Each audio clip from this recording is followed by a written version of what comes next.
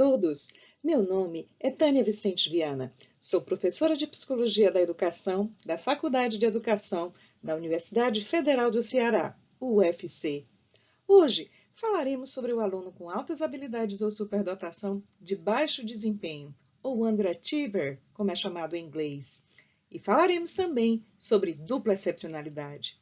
São situações em que vemos nitidamente o contraste de limitações e potencialidades presentes na mesma pessoa. Essa videoaula é uma ação do Programa de Acolhimento e Incentivo à Permanência da UFC, para que nenhum potencial seja desperdiçado. E o projeto conta com a participação da bolsista Karen Araújo Dias. Você sabia que uma pessoa com altas habilidades ou superdotação pode tirar notas baixas, ser reprovada ou mesmo abandonar os estudos? Difícil de acreditar, não é mesmo? Como um aluno de potencial elevado pode apresentar um baixo desempenho acadêmico? É justamente essa disparidade entre potencial elevado e baixo desempenho nos estudos que caracteriza o aluno com altas habilidades ou superdotação de baixo desempenho acadêmico, também conhecido pela palavra em inglês underachiever, uma forma de se referir a uma pessoa que fracassou. Nas palavras de Vanessa Terezinha Alves Tentes, estes estudantes são os verdadeiros excluídos do processo educacional. Primeiro, por não terem suas necessidades atendidas. Segundo, por terem seus talentos ignorados. E depois, pelas fragilidades que se acumulam durante os anos escolares. A pergunta que não quer calar: por que alunos que gostam tanto de conhecer, de entender, de aprender, tiram notas baixas? A resposta é que eles se sentem entediados e desmotivados pelo modelo tradicional de ensino, que não desafia o seu potencial, a sua criatividade. Como não se sai bem na escola ou na universidade, o aluno underachiever vai se tornando invisível ao sistema educacional. Vai, assim, desaparecendo das expectativas do professor, da família, talvez até mesmo da sociedade. Quem veria nele uma pessoa de potencial elevado se ele apresenta baixo desempenho acadêmico? Quem acreditaria que se trata de um aluno com altas habilidades ou superdotação se ele tira notas baixas? Não custa nada lembrar que nota não é sinônimo de inteligência. Todo professor deveria saber disso.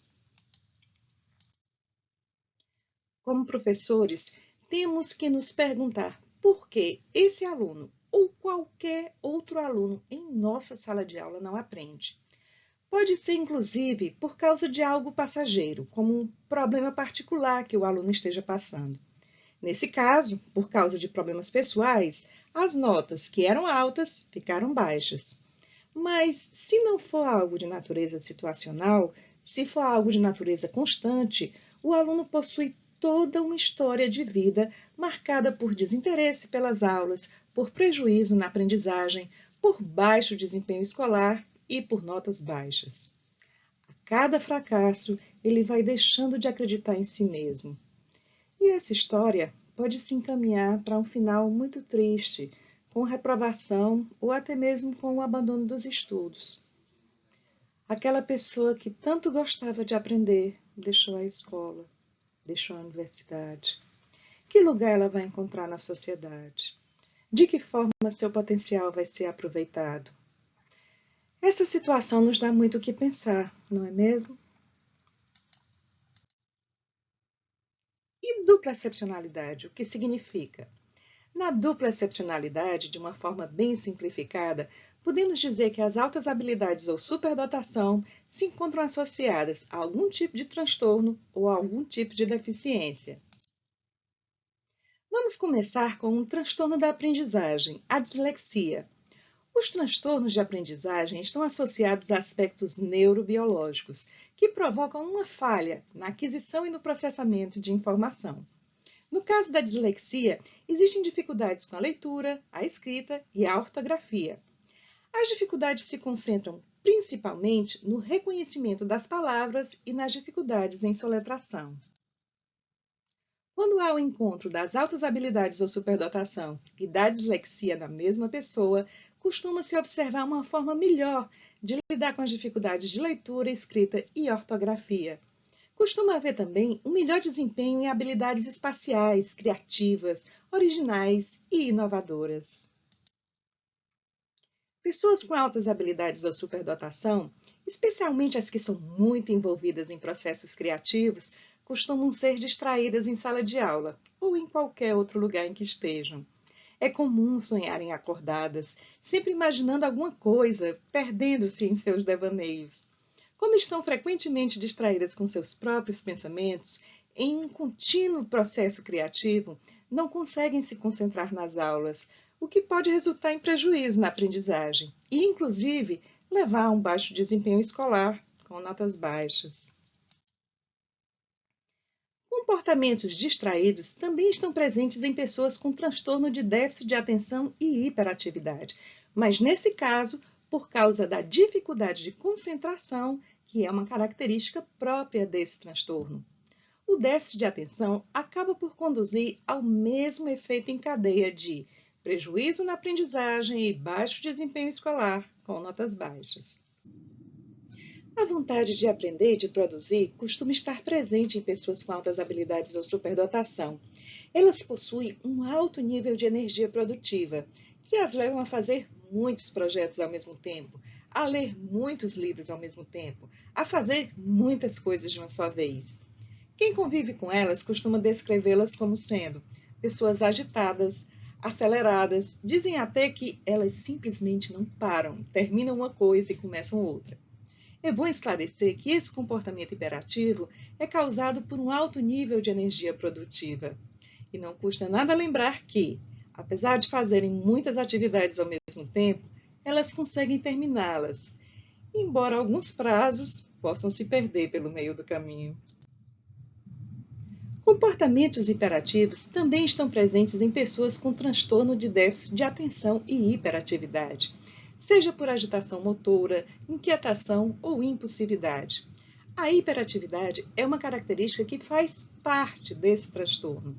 Pessoas com transtorno de déficit de atenção e hiperatividade também costumam fazer muitas atividades ao mesmo tempo, mas não é comum que venham a terminar todas. O mais comum é concluir uma ou outra, mas não todas as atividades. Pessoas com transtorno do espectro do autismo, cuja sigla é TEA, também podem apresentar altas habilidades ou superdotação. A professora Cristina Maria Carvalho Delu organizou um quadro comparativo de comportamentos próprios das altas habilidades ou superdotação e comportamentos próprios do transtorno do espectro do autismo. Existem comportamentos muito semelhantes nas duas situações, o que costuma mascarar ou camuflar um dos diagnósticos. Enquanto o superdotado pode ser socialmente isolado, o autista é socialmente inábil. O déficit no desenvolvimento de habilidades sociais é, inclusive, um traço característico do autismo. O superdotado costuma ser independente dos pares da sua idade. Já o autista costuma ser inábil com os colegas da mesma idade.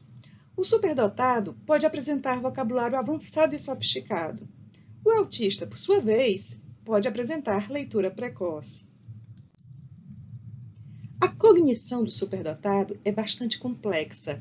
A do autista é mais simples. Ao passo que o superdotado costuma apresentar compreensão avançada, o autista costuma apresentar uma memorização avançada. A relação do superdotado com suas atividades de interesse revelam seu envolvimento com a tarefa. A relação do autista com suas atividades de interesse, que costumam ser restritas, revelam o hiperfoco. A criatividade se encontra presente tanto nas altas habilidades ou superdotação, como no transtorno do espectro do autismo, sendo importante ressaltar a capacidade do autista de criar invenções. Vale a pena lembrar que esse quadro aborda o autista nível 1 de suporte, que apresenta um grau leve de necessidade de suporte. Já deu para perceber que existem comportamentos semelhantes que podem camuflar ou mascarar um dos diagnósticos, não é mesmo? Por causa disso, aprofundamos a dupla excepcionalidade da pessoa com altas habilidades ou superdotação e transtorno do espectro do autismo em outra videoaula. Sobre a capacidade do autista de fazer invenções, sugerimos o filme Temple Grandin, de 2010, em que a protagonista foi interpretada pela atriz Claire Danes.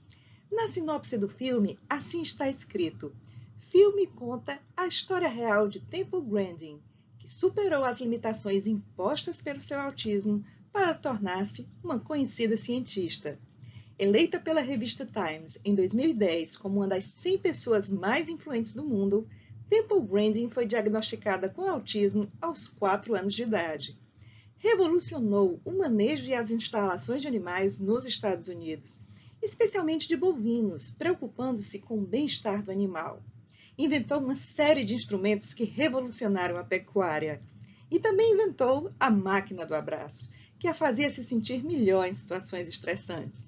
Não se preocupem, não darei spoilers. Recomendo a todos que assistam a esse maravilhoso filme. Será que alguém com deficiência pode ter altas habilidades ou superdotação? Claro que sim.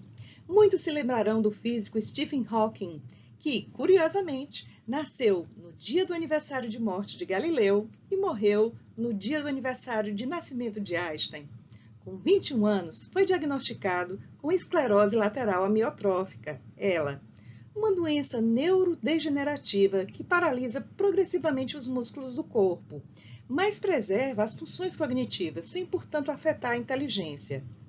Viveu até os 76 anos e ofereceu contribuições significativas ao estudo de buracos negros. Seria ele, na verdade, um gênio? Bom, para responder a essa pergunta, temos que saber o que significa genialidade. Vamos lá.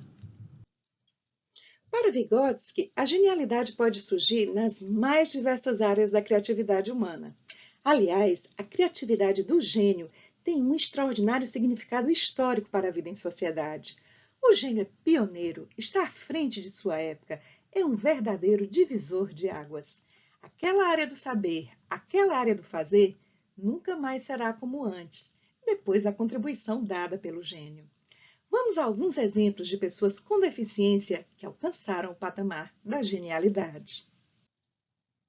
Ludwig van Beethoven.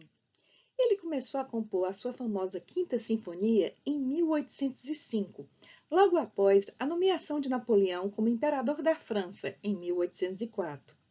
A Quinta Sinfonia transmite a sensação de um destino incerto. Com as guerras napoleônicas acontecendo, será que a própria morte viria bater às nossas portas?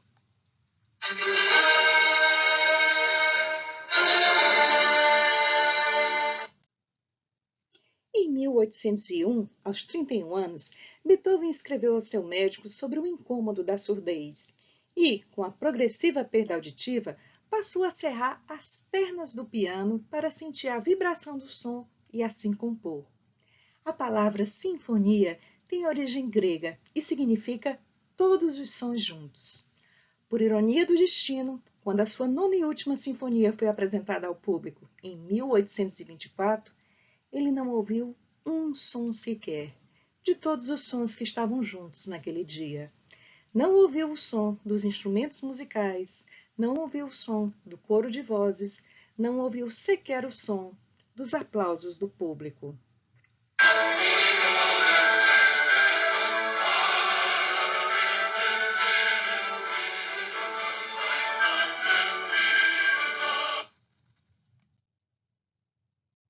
Beethoven, o gênio que inaugurou o romantismo na música, se encontrava completamente surdo.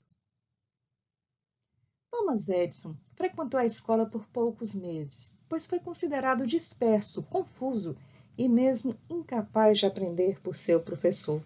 Já pensou? Estudou então em casa com o auxílio da mãe, a professora Nancy Edison. Aos 14 anos, Thomas Edison se acidentou ao descer de um trem em movimento e perdeu a audição. Foi um dos maiores inventores da humanidade, tendo criado, dentre outras coisas, a lâmpada elétrica incandescente. Depois dela, as noites nunca mais seriam escuras como antes. Criou também o primeiro gravador da voz humana, a primeira câmera de filmagem da história, entre muitas outras invenções. Braille ficou cego ainda criança, aos 4 anos de idade, por causa de um acidente na oficina de seu pai, que acabou ferindo seu olho. Para que as pessoas cegas pudessem ler e escrever, Braille se baseou em um sistema de comunicação tátil usado à noite pelos soldados franceses. Permitia, assim, a leitura no escuro, sem a necessidade de atrair o inimigo com o uso de luz. O sistema Braille é um sistema de leitura e escrita destinado a pessoas cegas por meio do tato. É formado por 6 pontos em relevo, dispostos em 2 colunas de 3 pontos.